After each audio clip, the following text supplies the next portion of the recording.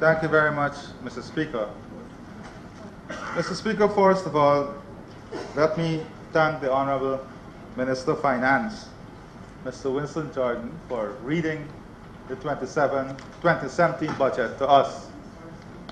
I'm reminded by a statement the Honorable Minister made a few days ago on a radio program when he said there are two certainties in life, debt and taxes. But the Honorable Minister has delivered both in one blow to the Guyanese people, debt by taxes. Mr. Speaker, the 2017 budget is no different from the last two budgets presented by the APNU-AFC coalition. This budget, like the previous budgets, is littered with inaccuracies regarding our economic performance, saturated with an extensive range of new punitive taxes, devoid of measures to rescue our ailing economy and improve the well-being of our people or deliver the so-called good life, and is not grounded in any policy framework that would green our economy and diversify the economic base of Guyana. Mr. Speaker, in view of these harsh realities, it is difficult to praise the Honorable Minister of Finance for his 2017 budget. Probably the one thing we can applaud the Honorable Minister for doing is publicly acknowledging that our economy is underperforming because of marked contraction in most of the key sectors: agriculture, forestry, manufacturing, and construction. However, I was extremely disappointed that the Honorable Finance Minister stopped short by providing tenuous explanations for the country's poor economic growth during 2016. Mr. Speaker, the paltry 2.6 economic growth, which is the lowest recorded over the last 8 years, can hardly be due to external factors or to the state of the economy at the time the coalition assumed office. It should be noted that when the PPC demitted office, the country was deemed one of the fastest growing economy in Latin America and the Caribbean. Mr. Speaker, in the year prior to 2015 elections, the economy posited 3.8% growth. It should be noted that the robust performance of the economy was due mainly to expansion in sugar, 16%, rice, 19%, forestry, 14%, and manufacturing, 11%, with construction contributing 18% and services 3%. Indeed, the stalling performance of our economy since 2006 was attributed to growth in all the key sectors. Thus, the performance in 2014 wasn't unique, but typical of our economic growth history. This undeniable fact questions the claim by the Honorable Minister that our economy was weak, undiversified, and incapable of coping with small shocks. This is by far the most pathetic excuse given for a recent economic plunge. Mr. Speaker, you will recall that the world faced its worst financial crisis in decades during the years 2008 and 2009. And Guyana outgrew all of the Caribbean and most of Latin America by 3.3%. Mr. Speaker, the fact of the matter is that our economy was paralyzed by the following.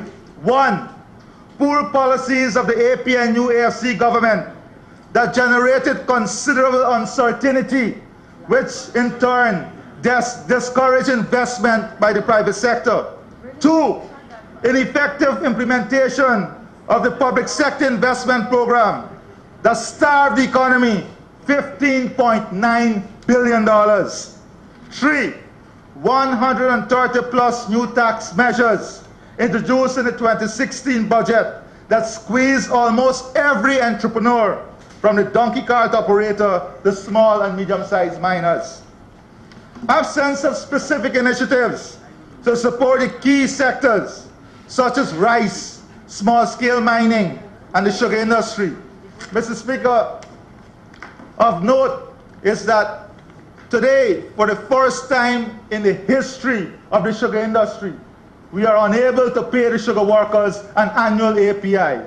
This, Mr. Speaker, is coming from a government that promised the sugar workers more than 20% increase in their wages. Today, those workers cannot enjoy what they enjoyed for more than 50 years, an annual production incentive.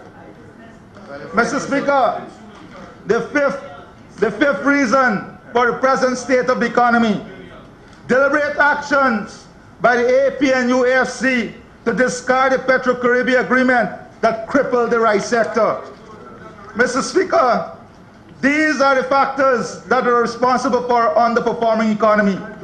Therefore, for the finance minister to come to this honorable house and sell the myth that local economy is backpedaling because the APNU-AFC government inherited a weak economy is simple pitiable. Mr. Speaker, it is public knowledge that the PPC administration delivered an economy that was not only diversified, but weathered the global economic and financial crisis. Indeed, the economy was so strong, Mr. Speaker, indeed, the economy was so strong that the APNU-AFC government was able to award its ministers 50% salary increase, finance the Durban Park project, pay out billions to several companies to settle legal matters, rent a bond for storing medical supplies when there was no need for such a facility, double the number of contract employees in the first year in government. Mr. Speaker, the very Honorable Vice President Kemraj Ramjitan vowed at one time in this House to cut contract employment. In the first year of government, they have doubled the number of contract employees in government service. Remove limitation on overseas travel to cover expenses, ministers and their spouses, and to present the Hamilton Green Pension Bill that will cost the country more than 20 million annually. Mr. Speaker, since we have a caring government, one would not expect it to go on such a spending spree when the economy is in such a weak state. Mr. Speaker, my intention today is not to dedicate all my time to debate the Honorable Minister over issues that are not worthy of any debate, since every Guyanese is aware of the facts. Instead, I would like to focus my attention to the measures in the 2017 budget, national budget, titled Build a Diversified Green Economy and Deliver a Good Life to All Guyanese. Mr. Speaker, after carefully reviewing the budget over the past few days, I am challenged to find measures that will green and diversify the economy as well as deliver the good life. Let me start with the measures in support of the government green agenda. Mr. Speaker, it is unfortunate that after expending so much resources and time in developing one of the most comprehensive development strategy aimed at placing Guyana on a sustainable and low-carbon pathway, the APNU-AFC government plans to reinvent the wheel by crafting a new green strategy. Mr. Speaker, it is indeed sad that the government will abandon the LCDS, which emerged out of extensive consultations with key stakeholders and obtained approval from all our international partners. And what are we replacing this strategy with? Some new program that the minister described as a Green State Development Plan. The move by the government is akin to giving up a bird in the hand for two in the bush. While we await this plan, Mr. Speaker, we are told that the measures presented in the 2017 budget captures the essence of the green agenda, or as the minister puts it, an articulation of the APNU-AFC green agenda. Based on the proposed measures, it is obvious that the government is unclear about what it means to green an economy. Mr. Speaker, greening an economy is not restricted to the elimination of our dependence on fossil fuel, but also involves shifting to economic activities that are environmentally friendly and economically feasible. In the LCDS that was crafted by the PPC administration, we specifically highlighted all the new growth sectors that are capable of greening the economy while diversifying our economic base. We also identified a project that would help Guyana achieve the target of 100% renewable energy supply in the shortest possible time. Mr. Speaker, the PPC government did not stop at identifying these new growth areas, but developed programs to encourage businesses to green their revenue stream. Two such programs are the MSCDE project and the ADP project.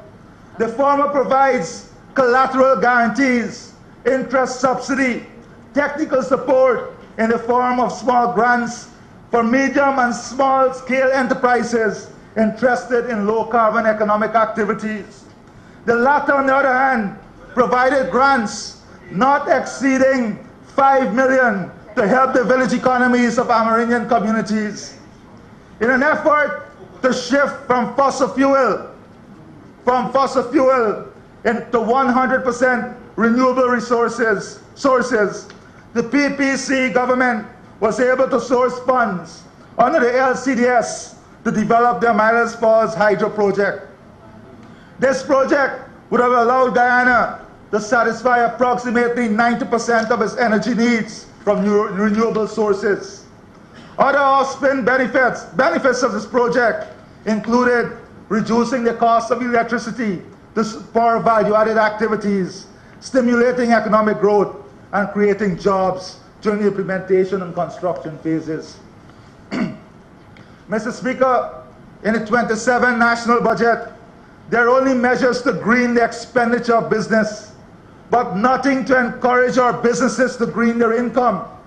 In particular, the government is offering tax incentive to businesses to invest in solar energy, electric vehicle, and charging station. While these incentives may sound appealing on paper, they appear impractical and reminds me of the story of Alice in Wonderland. The practicality of the measures can be answered if we ask the following rhetorical questions. 1, who would buy electric vehicles when charging stations are absent? 2, who will fix these vehicles if they require repair? 3, do we have mechanics to serve these vehicles? 4, how many Guyanese have the financial capacity to purchase these vehicles when they are struggling to buy new tires and could hardly afford a relatively cheap traditional mode? How many businesses will realistically invest in charging station when the average Guyanese will not likely continue to use will most likely continue to use traditional vehicles, which are less expensive to acquire and maintain? Mr. Speaker, this is like the common chicken and egg scenario. The average cost of an electric vehicle, Mr. Speaker, is close to $21,000 US. Mr. Speaker, we have seen the importation of vehicles drop significantly last year because many found it difficult to purchase vehicles under 8 years old from the date of manufacture to the date of importation. Instead of learning from our past mistakes, we are now jumping ahead by proposing another measure that will not reach the average Guyanese. Mr. Speaker, it should be noted that apart from the decline in vehicle import, the country lost significant revenue from this measure last year. Based on the estimates provided, the revenue from vehicle import is expected to fall by more than $1.8 billion. The revenue from vehicle was projected at more than 9 million during 2016, and fell to 7.1 billion. In other words, everyone lost from the measure to restrict used vehicles last year. But we do not seek to correct this, Mr. Speaker. We bring another measure that is even worse than that in the 2016 budget. Like the measure to restrict the importation of vehicles, Mr. Speaker, I'm certain that none will enjoy the benefits from the proposed measures to encourage the importation of electric vehicles.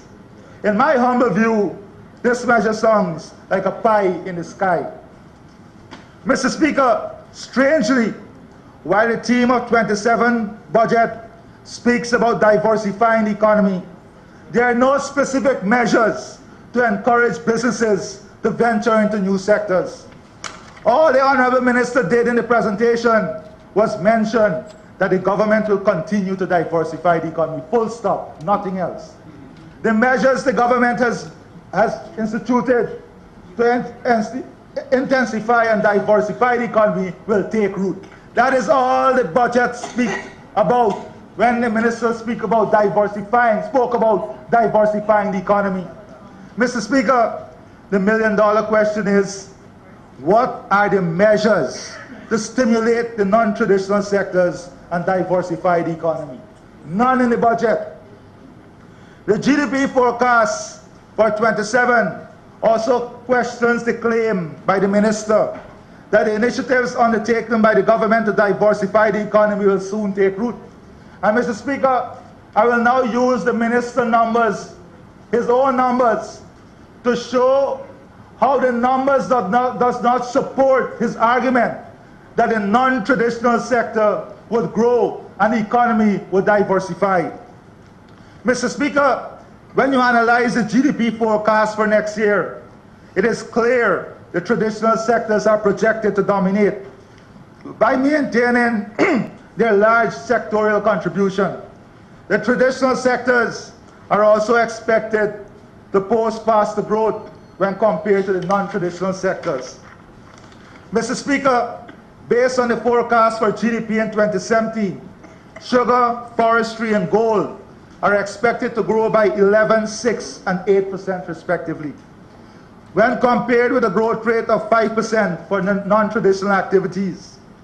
It is also important to note that sectoral contribution of non-traditional activity is projected to increase only marginally from 12.9% to 13%. Meanwhile, the sectoral contribution of services, manufacturing, and rice sector are projected to decline. Mr. Speaker, these numbers contradict the notion that the economy will witness expansion in non-traditional economic activities. It is either the forecast in Appendix 2 on page 91 are incorrect, or the minister claims about diversifying the economy should be taken with a few pounds of salt.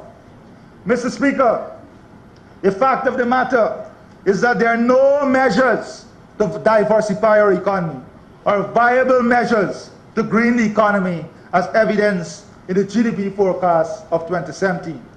On the contrary, the measure in the budget can only achieve the reverse. As noted earlier, Mr. Speaker, the 27 national budget is saturated with taxes and will suffocate both traditional and non-traditional businesses next year.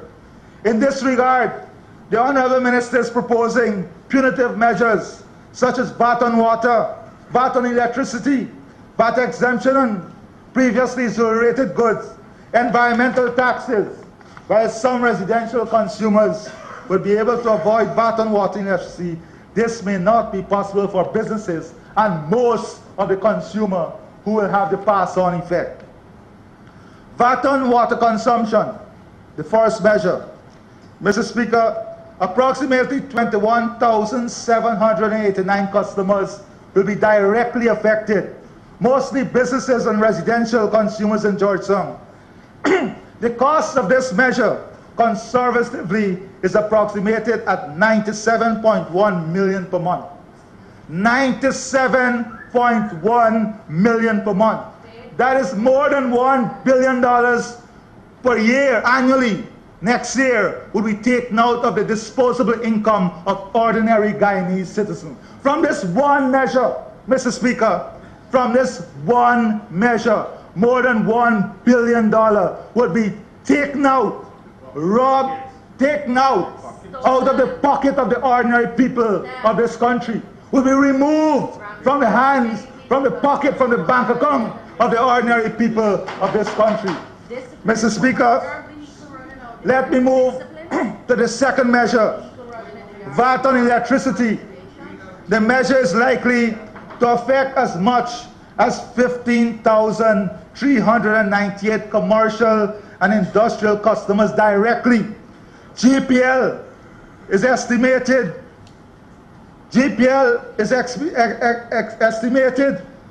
to gain about 2.7 billion annually. The potential cost of this, Mr. Speaker, the potential cost on this for the 15,000 customer alone directly is more than 4 billion Ghana dollars. So this, in addition to the water, the VAT on the water, would be taken out of the ordinary people pockets more than $5 billion of disposable income. Who will suffer? The ordinary man will suffer. Businesses will suffer. The private sector will suffer. The people of this country will suffer. Mr. Speaker, the response is since when that worries us. It always worries us, Mr. Speaker, when the ordinary people of this country are affected. When the ordinary people of this country are deprived of economic gain and economic development. And Mr. Speaker, Budget 2017 is depriving the ordinary people of economic development and economic gain. Mr.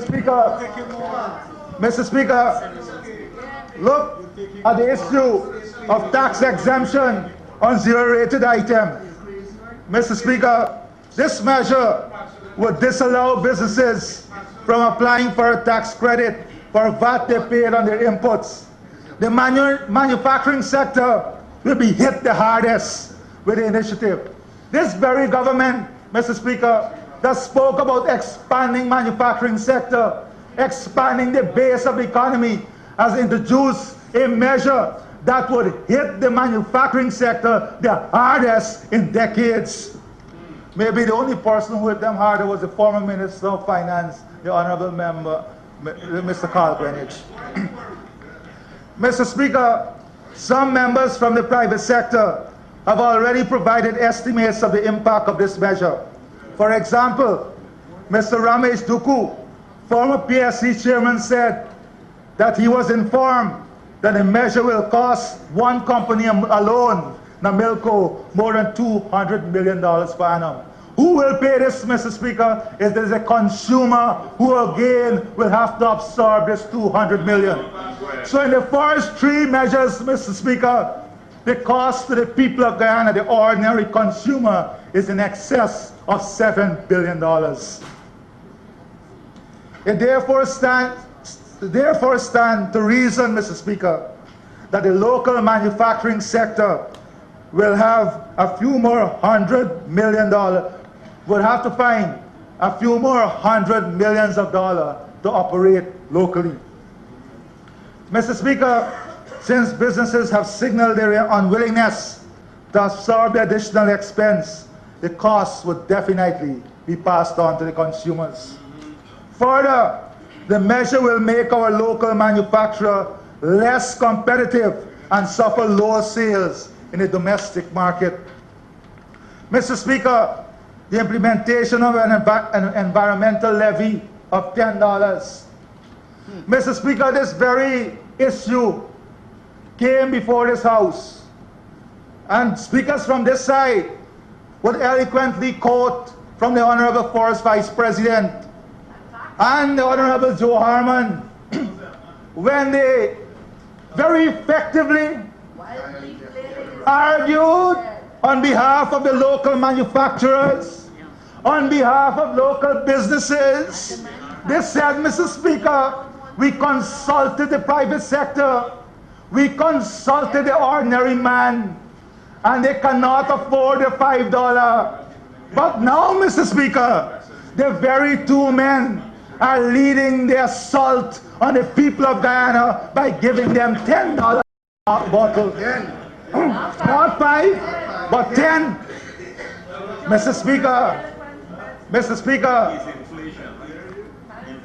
to fully understand the impact of this measure, let us utilize public statistics in the annual report of the Bank of Guyana in 2014. We found that for 2 items alone, the government can generate as much as $900 million. Soft drinks, $571 million.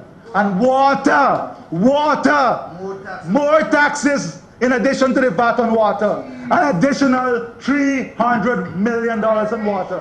And Mr. Speaker, I'll remember you've been speaking for 25 minutes. And Mr. Speaker, I'll remember. Yes, Mr. Speaker, thank you. And Mr. Speaker, this is only from the local manufacturing company. So again, another $1 billion from the local manufacturing company will be passed on to the consumer. So Mr. Speaker, in the first 4 measures I've outlined, more than $8 billion will be plucked out of the pockets of the ordinary man with Budget 2017. More than $8 billion of disposable income will be removed from the ordinary people of Guyana. Mr. Speaker, the minister is also proposing to penalize businesses for failing to maintain and present proper records. Mr. Speaker, the government is not willing to offer a training program for small businesses, medium-sized businesses, minibus operators and conductors. Instead, we see the heavy hand of the government penalizing these people for a 1-day late submission or for not keeping the books right. Mr. Speaker, a penalty of $200,000. Why is it that in this harsh measure, the government could not balance it with a training program for small and medium-sized businesses and the minibus operators? Mr. Speaker, small miners will also be dealt a severe blow in this 27 budget. Mr. Speaker, given the proposed measures in the 2017 national budget, we have to ask ourselves, how serious is the government with respect to greening the economy or diversifying the economic base of our country? While the adjustment to the corporation tax rate will provide minimal benefit, the overall impact would be double. Mr. Speaker, if you look at the $13.1 billion increase in tax revenue, Mr. Speaker, $13.1 billion in tax projected increases in tax revenue tells a story. It tells a story that this government aims only at taxing the people of Guyana in expanding its revenue base. The government is sterile in its ability to bring economic measures to create the dynamism in the economy that will grow and expand our economic base.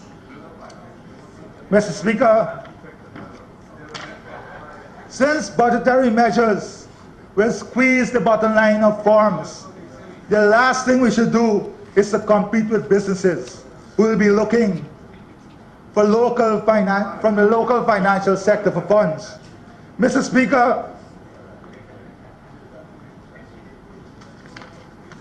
selling short-term bonds is another measure that will affect the private sector severely, because the government now is going to compete with the local private sector for financial resources. Mr. Speaker, how can a caring government extract more funds from the private sector than deny our businesses affordable finance by mopping up the liquidity in the system? Mr. Speaker, I'm also worried that the garnishments of funds may also be bad for economy.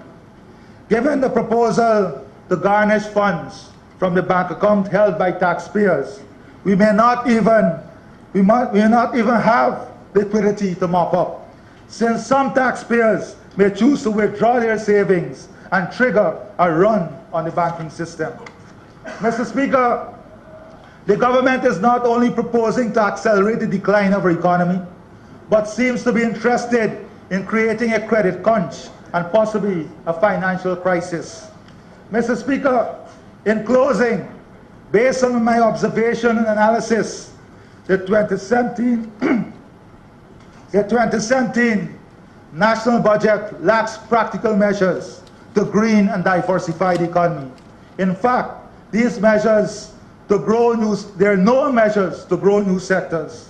Mr. Speaker, I therefore, in the interests of the people of Guyana, in the interests of the ordinary people of Guyana, in the interests of businesses, in the interests of the private sector, in the interests of the miners, in the interests of the sugar workers, in the interests of the sugar workers and rice farmers, in the interests of women, children, in the interests of youths, Mr. Speaker, I have presented, in the interest of our Amerindian brothers and sisters, we have presented enough evidence to persuade the government to withdraw this budget and to sit with the opposition and draft a budget that will reflect the needs of the people of our country. I thank you.